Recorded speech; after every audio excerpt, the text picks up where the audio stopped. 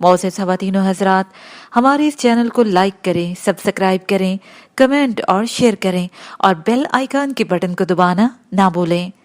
معزز خواتین و حضرات، یہ ایک مکمل کتاب ہے جو 60 صفحات پر مشتمل ہے، تو آئیے سنتے ہیں پارٹ نمبر 3 صفحہ نمبر 33 سے۔ میں کیا کہہ سکتا ہوں، میں اور بالڈی کبھی بھی قریبی دوست نہیں تھے، سولو نے کہا۔ اسے تو یہ بھی نہیں معلوم ہوگا کہ میں پیراڈائز سٹی میں ہوں۔ لیکن میں نے کچھ اور سنا ہے، گارنر نے کہا۔ میں نے سنا ہے کہ تم اور وہ گہرے دوست تھے۔ ملک کا ہر بدماش جانتا ہے کہ تم کہاں رہتے ہو۔ یہ بات بالڈی کو کیوں معلوم نہیں ہو سکتی؟ تم میری توقع سے زیادہ عقل مند ہو۔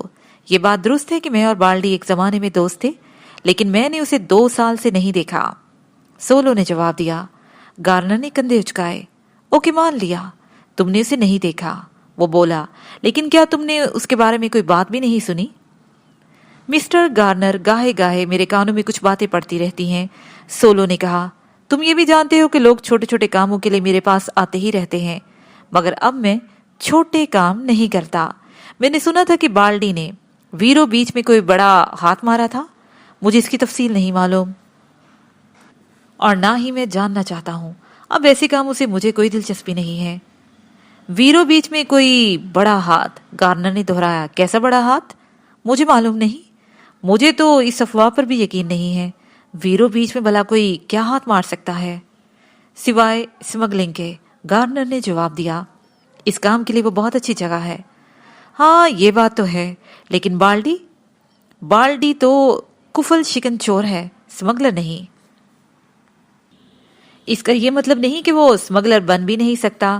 اچھا، افواہ کے مطابق اس نے وہ بڑا ہاتھ کب مارا تھا؟ 2 ماہ قبل، کم سے کم میں نے یہی سنا ہے۔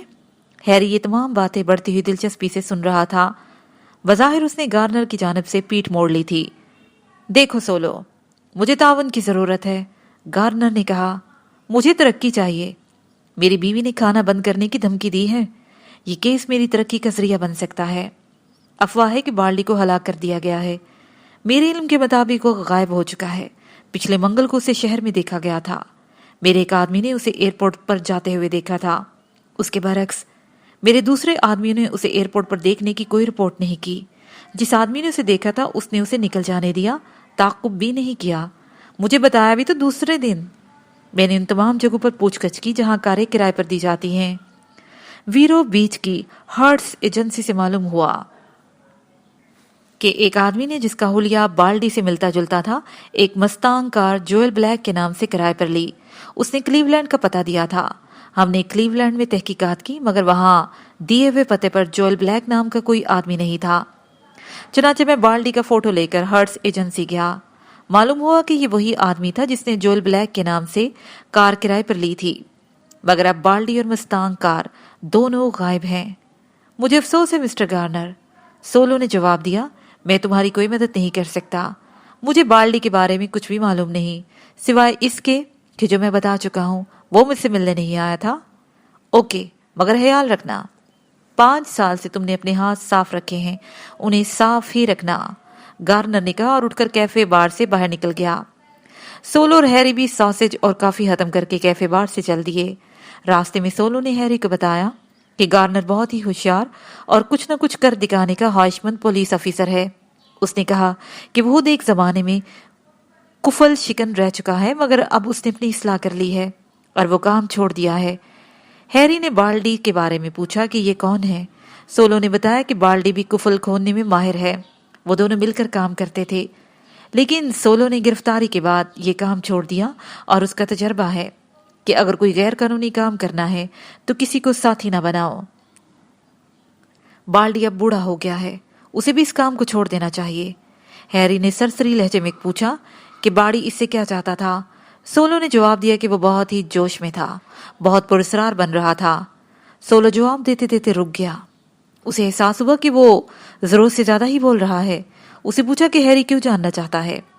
ہیری نے بتایا کہ سولو نے گارنر سے جو گفتگو کی تھی اس سے ہیری کو اندازہ ہوا کہ بالڈی منگل کو سولو سے ملنے ضرور آیا تھا۔ سولو مسکرانے لگا، کہا کہ بے شک بالڈی آیا تھا، مگر یہ بات گارنر کو بتانے کی ضرورت نہیں تھی۔ بالڈی اس کی بوٹ آریتن لینا چاہتا تھا، مگر سولو نے کہہ دیا کہ بالڈی کو بوٹ چاہیے تو کرائے پر حاصل کر لے، اسے سولو کی بوٹ نہیں مل سکتی، لیکن بالڈی کے پاس اتنی رقم نہیں تھی کہ وہ بوٹ خرید سکے یا کرائے پر لے سکے۔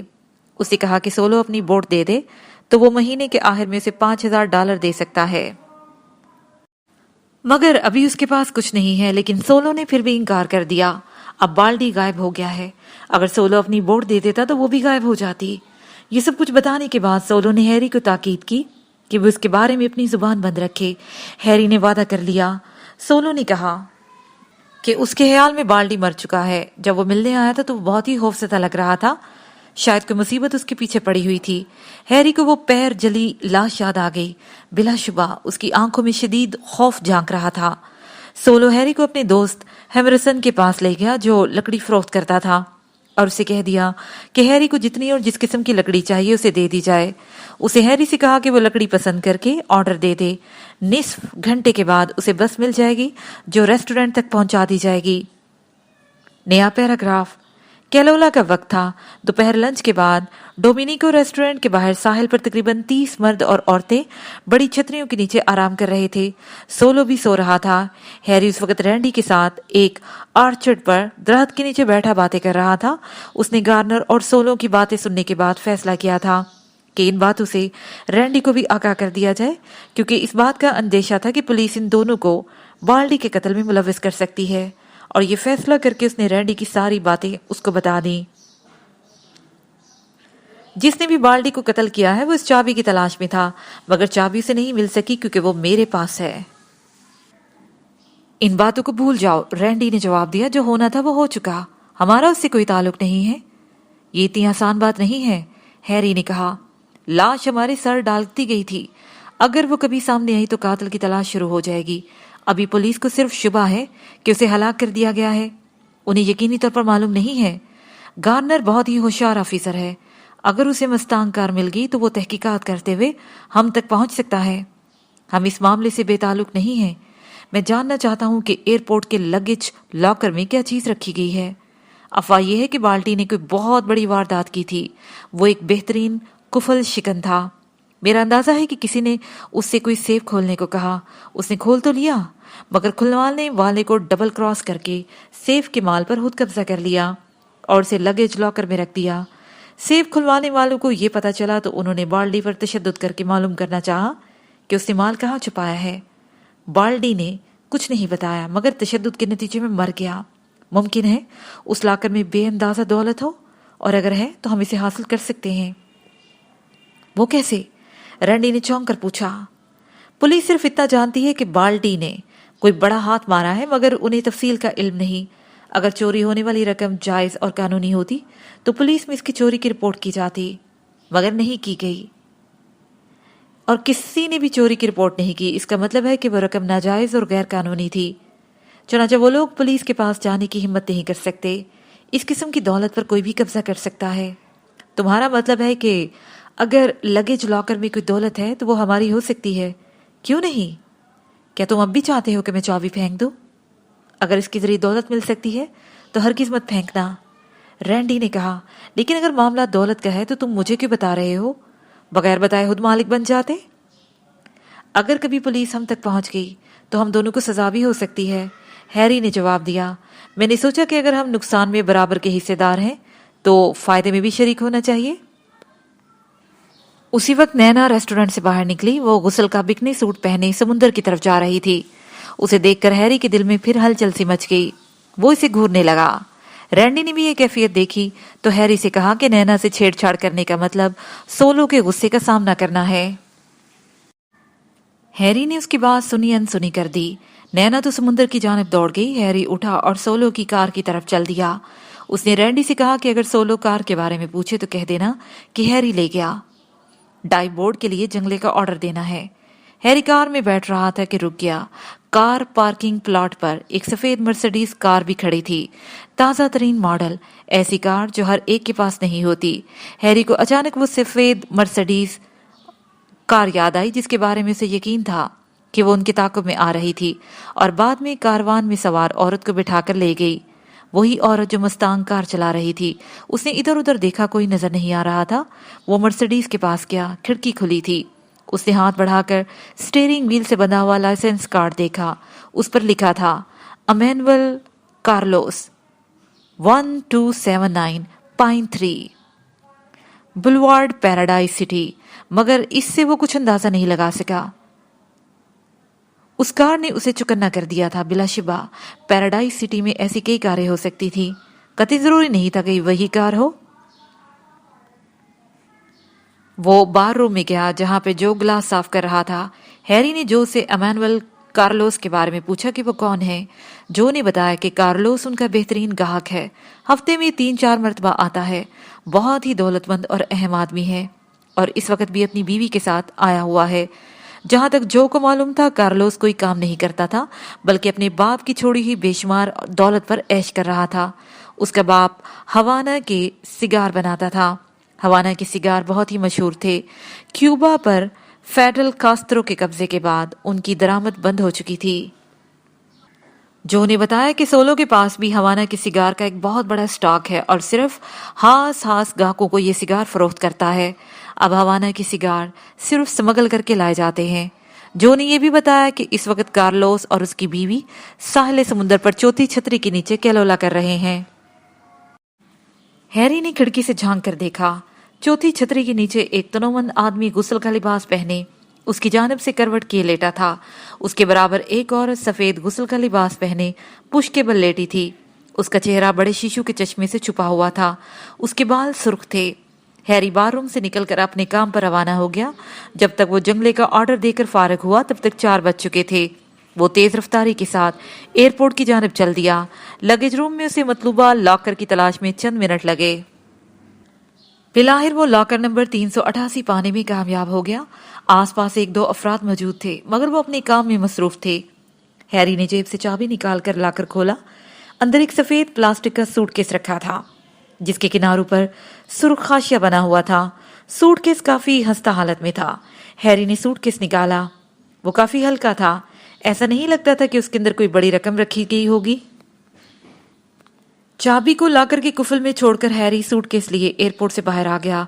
चंद कदम ही चला था कि किसी ने सख्त तहकमाना लहजे में उसे पुकारा। हैरी रुक गया, पलट कर देखा कि गार्नर चला आ रहा है। उसके हाथों में लटका हुआ सूटकेस अचानक बड़ा उसे भारी लगने लगा। तुम यहाँ क्या कर रहे हो? गार्नर ने करीब आकर पूछा। अगर तुम्हारे लिए जाना जरूरी है तो सुन लो कि मैं अपना सूटकेस लेने आया था। हैरी ने जवाब दिया। अब जबकि मुझे सोलो के रेस्टोरेंट में काम मिल गया है तो मुझे इसकी जरूरत है। कोई और सवाल? होशियार बनने की कोशिश मत करो, गार्नर बोला। चालाक लोग मुझे पसंद नहीं। फिर किसे पसंद करते हो?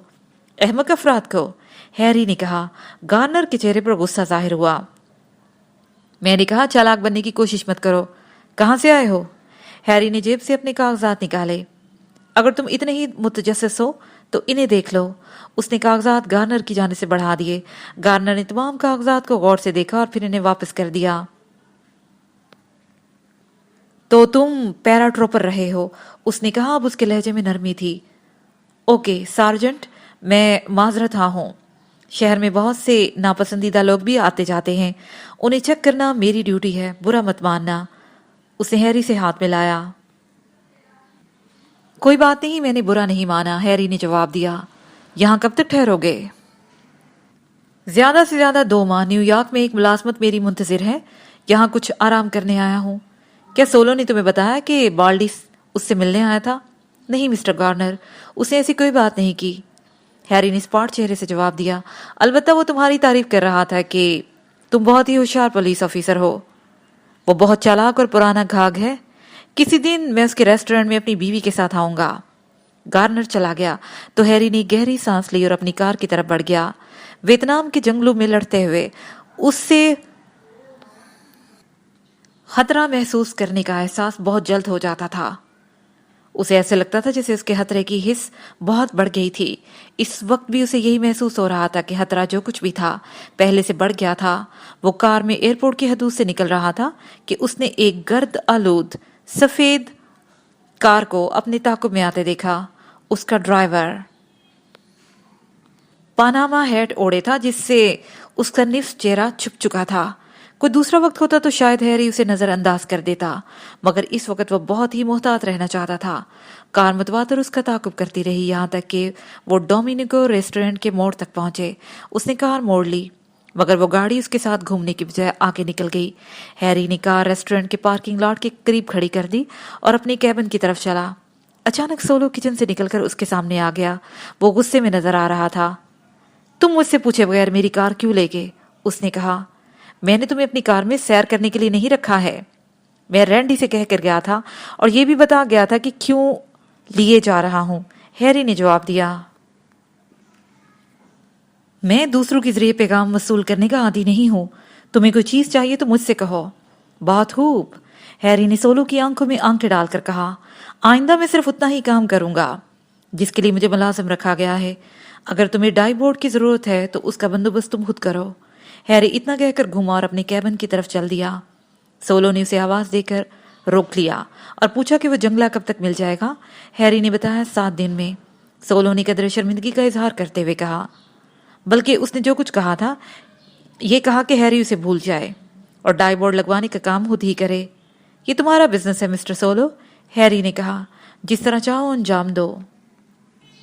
میں سمجھ گیا، یہ کام تم ہی کرو گے، جیسی تمہاری مرضی، ہیری نے جواب دیا۔ میں نے تمہیں پہلے بھی بتا دیا ہے کہ جو لوگ بلا وجہ سخت اور تنگ نظر بننے کی کوشش کرتے ہیں، میں ان کے مقابلے میں اپنے جذبات کنٹرول نہیں کر سکتا۔ معذرت چاہتا ہوں۔ ٹھیک کہتے ہو، سولو نے مسکراتے ہوئے ہنری کے کندھے پر تھپکی دی۔ اور میں نے جو کچھ کہا اسے بھول جاؤ اور اس کم بخت کار کو جب تمہارا جی چاہے جہاں جی چاہے لے جاؤ۔ ہیری جانے لگا تو سولو نے پہلی مرتبہ اس کے سفید سوٹ کیس کو دیکھا۔ یہ تمہارا ہے؟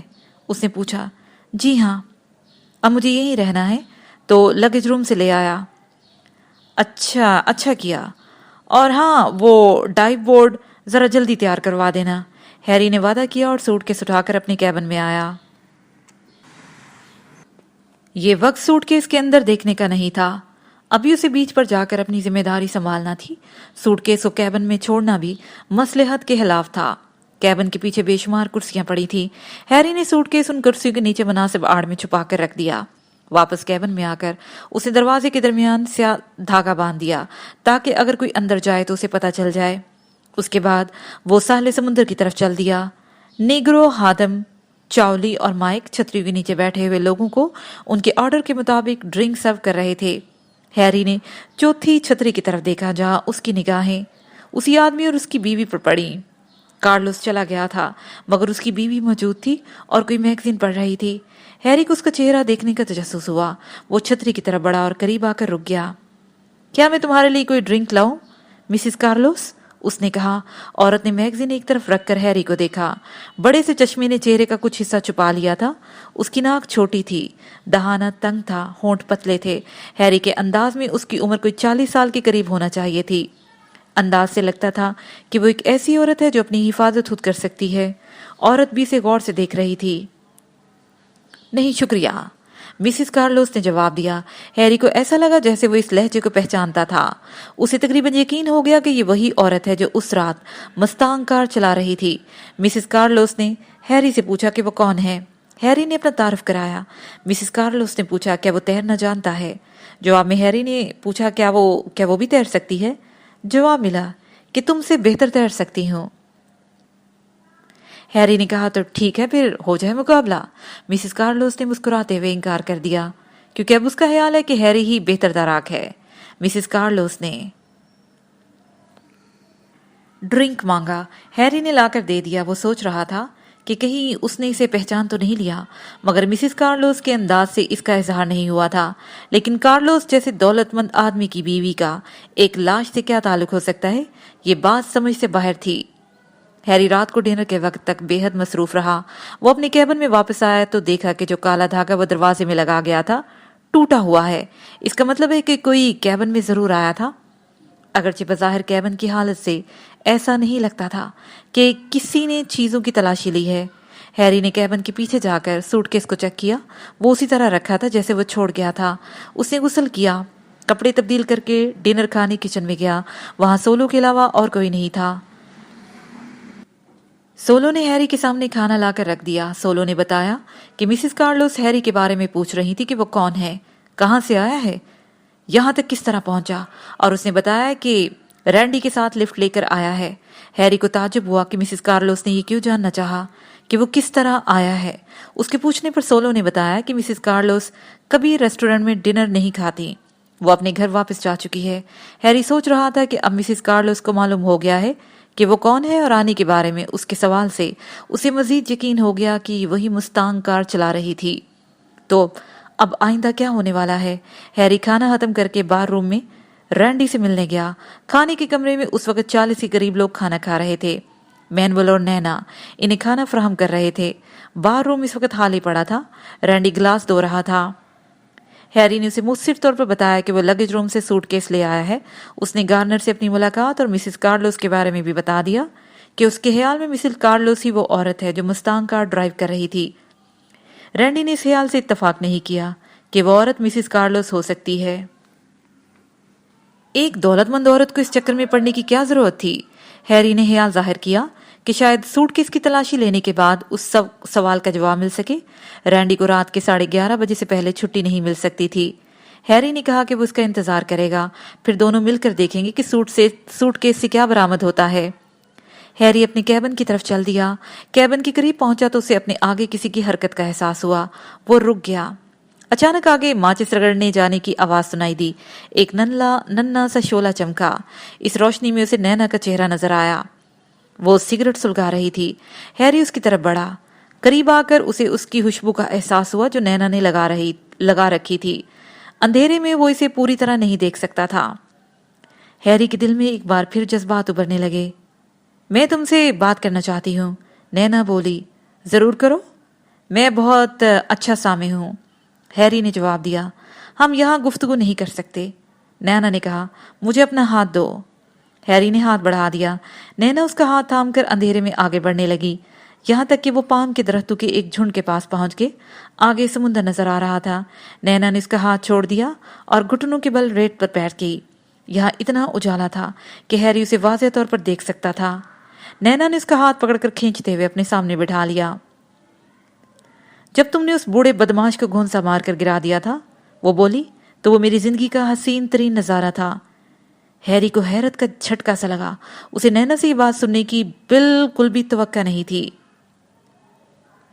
کاش تمہیں معلوم ہوتا کہ میں نے کتنی بار یہ دعا مانگی ہے کہ کوئی اس کے ساتھ ٹھیک وہی سلوک کرے جو تم نے کیا۔ کاش تم جان سکتے کہ وہ مجھے کتنی شدت سے اس ثبوت کی ضرورت تھی کہ وہ کوئی خدا کا فرستادہ اور ناقابل شکست نہیں ہے، جس کا وہ میری ماں، میرے بھائی اور مجھے بار بار یقین دلاتا رہا، یہاں تک کہ ہم اس کی بات کو سچ سمجھتے تھے۔ میں نے تمہیں اس سے کھیلتے دیکھا۔ 3 مرتبہ تم نے اسے خود پر حملہ کرنے کا موقع دیا اور پھر ایسا پنچ مارا کہ وہ ریت کی دیوار کی طرح گر گیا۔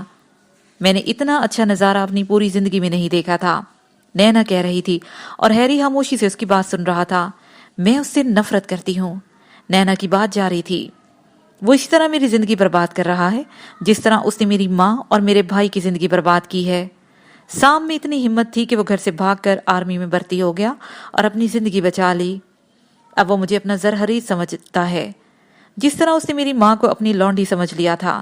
وہ نہیں چاہتا تھا کہ میں کسی سے محبت کروں یا محبت کی شادی کروں اور میں اس کی غلامی سے آزاد ہو جاؤں۔ اگر میں اسے یہ یقین نہ دلاتی کہ میں یہاں تمہارا وجود برداشت نہیں کر سکتی، تو جب تک تم یہاں تھے وہ مجھے اپنی نظروں سے ایک پل کے لیے بھی اوجھل ہونے کی اجازت نہ دیتا، مگر میں اسے بیوقوف بنانے میں کامیاب ہو گئی۔ اب وہ یہ سمجھتا ہے کہ میں تم سے نفرت کرتی ہوں کیونکہ تم نے اسے گھونسا مار کر گرا دیا تھا۔ سام کے بغیر تم حقیقی مرد ہو جو یہاں آئے ہو۔ دوسرے لوگ یہاں آئے اور چلے گئے، وہ میرے باپ سے اتنے خوفزدہ تھے کہ میری طرف دیکھنے کا حوصلہ بھی نہ رکھتے تھے۔ تم مجھے یہ سب باتیں کیوں بتا رہی ہو؟ ہیری نے پوچھا۔ کیونکہ تم مرد ہو اور مجھے ایک مرد کی ضرورت ہے۔ نینا نے آگے بڑھ کر ہیری کی گردن میں اپنی باہیں حمائل کر دی۔ ہیری نے الگ ہونے کی کوشش کی مگر اس کے امڑتے ہوئے جذبات اس کی احتیاط پر غالب آ گئے اور اسے خود بھی نینا کو اپنے مضبوط بازو کے حصار میں قید کر لیا۔ نیا پیراگراف۔ رینڈی نے ہیری کے کیبن کا دروازہ کھٹکھٹایا۔ ہیری نے دروازہ کھول کر اسے اندر بلا لیا۔ رینڈی نے سرگوشی میں کہا کہ مینول بھی ابھی سونے گیا ہے۔ اس لیے وہ آہستہ لہجے میں بات کریں تو مناسب ہوگا۔ پھر انہوں نے فیصلہ کیا کہ سوٹ کیس رینڈی کے کیبن میں جا کر کھولنا بہتر ہوگا، اور اس پر عمل کیا گیا۔ سوٹ کیس کے کھٹکے مقفل تھے جنہیں ہیری نے ایک چاقو کی مدد سے کھول دیا۔ ہیری سوٹ کیس میں رکھی چیزیں باہر نکال کر رکھنے لگا۔ ان چیزوں میں ایک گرے کلر کا سوٹ تھا، 3 قمیضیں، 4 جوڑی موزے، ایک پلاسٹک ہولڈر میں ریزر، ٹوتھ برش، صابن، ٹوتھ پیسٹ، 2 پاجامے، ایک جوڑی سلیپر اور 6 رومال تھے۔ باقی چیزیں زیادہ دلچسپ تھیں۔ ایک 7.65 ملی میٹر کا لوگر خودکار پستول، ایک ڈبے میں 100 گولیاں، چیسٹر فیلڈ کے 100 سگریٹ، وائٹ ہارس وسکی کی آدھی بوتل، $5 کے نوٹوں کی ایک دبلی پتلی گڈی اور کالے چمڑے کا بٹوا۔ نوٹ $210 کے تھے۔ اتنی کم رقم دیکھ کر رینڈی کو بہت ہی مایوسی ہوئی، لیکن کچھ نہ ہونے سے کچھ ہونا بہتر تھا۔ رقم انہوں نے آپس میں تقسیم کر لی۔ ہیری نے بٹوا کھولا۔ بٹوے میں کئی وزٹنگ کارڈ تھے۔ ایک امریکن ایکسپریس کا کریڈٹ کارڈ تھا جو تھامس لوری کے نام پر بنایا گیا تھا۔ $100 کا ایک نوٹ تھا۔ ڈرائیونگ لائسنس تھا جو کسی ولیم ریکارڈ کے نام جاری کیا گیا تھا اور اس پر لاس اینجلس کا پتہ درج تھا۔ ہیری نے لائسنس رینڈی کو دکھایا اور کہا کہ اگر یہ بات یقینی طور پر معلوم ہوگی کہ مرنے والا بالڈی تھا۔ بالڈی اسے گنجے پن کی وجہ سے کہا جانے لگا تھا۔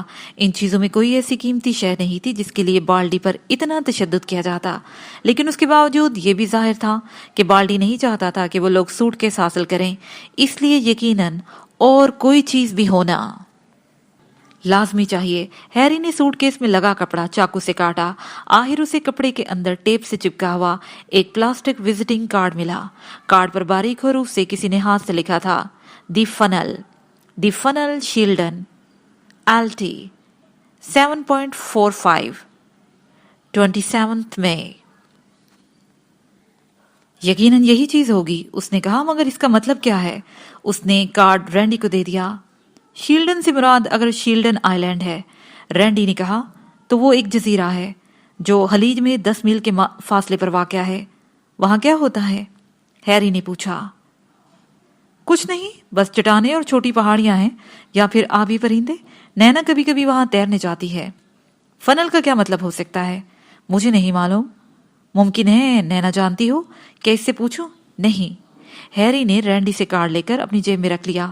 بہت رات ہو گئی ہے، اب سو جانا چاہیے۔ ہیری نے سوٹ کیس کی چیزیں واپس سوٹ کیس میں رکھ دی کہ بعد میں انہیں کہیں پھینک دیا جائے گا۔ ہیری کا خیال تھا کہ اگر سوٹ کیس بھی کوئی قیمتی راز تھا تو وہ پلاسٹک راز اس راز کی کنجی ہے، اور اس سلسلے میں اس پر لکھی ہوئی عبارت کوئی خاص مفہوم رکھتی ہے۔ نیا paragraph. Paradise City police headquarter کے ڈیٹیکٹیو روم میں detective 3rd grade Max Jacobi, جو کہ لمبے قد کا نوجوان تھا، فرانسیسی زبان سکھانے والی کتاب پڑھ رہا تھا۔ اس کا ارادہ تھا کہ کچھ رقم جمع کر کے آئندہ چھٹیاں پیرس میں گزارے۔ فرانسیسی زبان آتی ہوگی تو لڑکیوں سے بات کرنے میں کوئی مشکل پیش نہیں آئے گی۔ اس کے سامنے دوسری میز پر سارجنٹ ہیگلر بیٹھا کافی پی رہا تھا اور سوچ رہا تھا کہ اگلی ریس میں اسے کس گھوڑے پر رقم لگانا چاہیے۔ ہیگلر captain of police Frank Terrell کا دایاں ہاتھ سمجھا جاتا تھا۔ خوش قسمتی سے اس دن جرائم پیشہ افراد کی سرگرمیاں کچھ ٹھنڈی تھیں، کوئی قابل توجہ کام نہیں تھا، اس لیے ٹیرل بھی گھر چلا گیا تھا۔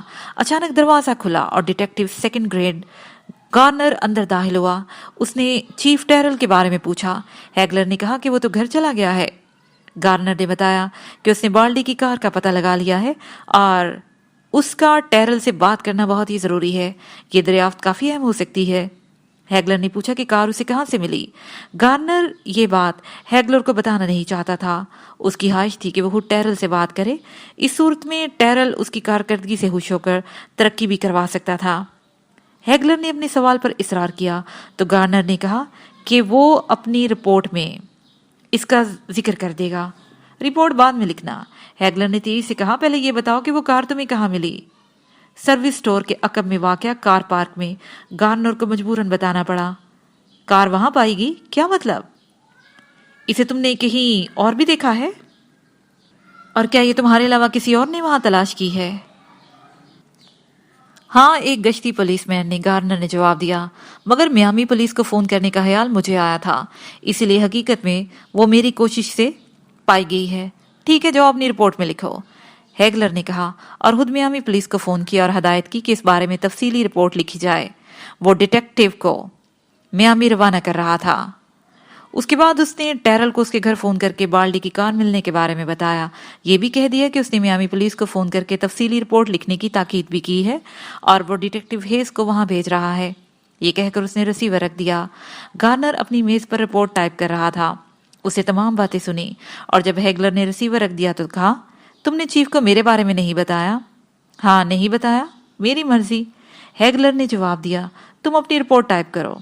اس کے بعد اس نے جیکوبی کو حکم دیا کہ وہ ڈیٹیکٹیو ہیز کے پاس جائے اور اسے ساتھ لے کر میامی کے سروس سٹور لے جائے۔ ہیز بھی چھٹی لے کر گھر چلا گیا تھا۔ 10 منٹ کے بعد گارنر نے رپورٹ ٹائپ کر کے ہیگلر کی میز پر رکھ دی اور بولا، بالڈی کے ساتھ ڈینی اور برین اور سولو نے بھی 5 سال کی سزا کاٹی ہے۔ اگر میں ڈینی سے کچھ پوچھ گچھ کروں تو ممکن ہے کہ وہ بتا سکے کہ بالڈی 3 دن کے لیے یہاں کیوں آیا تھا۔ تمہارے خیال میں سولو جھوٹ بول رہا ہے؟ ہیگلر نے پوچھا۔ بلا شبہ جھوٹ بول رہا ہے، مگر ہم اس پر دباؤ نہیں ڈال سکتے، گارنر نے جواب دیا۔ مجھے یقین ہے کہ بالڈی اس سے ضرور ملا تھا اور یہ بات اگر کوئی بتا سکتا ہے تو وہ ڈینی ہے۔ ٹھیک ہے، جاؤ اس سے بات کرو، ہیگلر نے کہا۔ اگر میں سارجنٹ ہوتا، گارنر بولا، اور یہ رپورٹ پڑھتا تو جانتے ہو میں کیا سوچتا؟ یقیناً، ہیگلر نے فوراً کہا، تم سوچتے کہ یہ رپورٹ کسی کن ذہن ڈیٹیکٹیو نے لکھی ہے جسے 2nd گریڈ اپنی قابلیت سے نہیں سفارش سے مل گیا تھا۔ اور اس کے ساتھ ہی صفحہ نمبر 38 پر پارٹ نمبر 3 اختتام پذیر ہوا۔ ناول کا بقیہ حصہ پارٹ نمبر 4 پر سماعت فرمائیں۔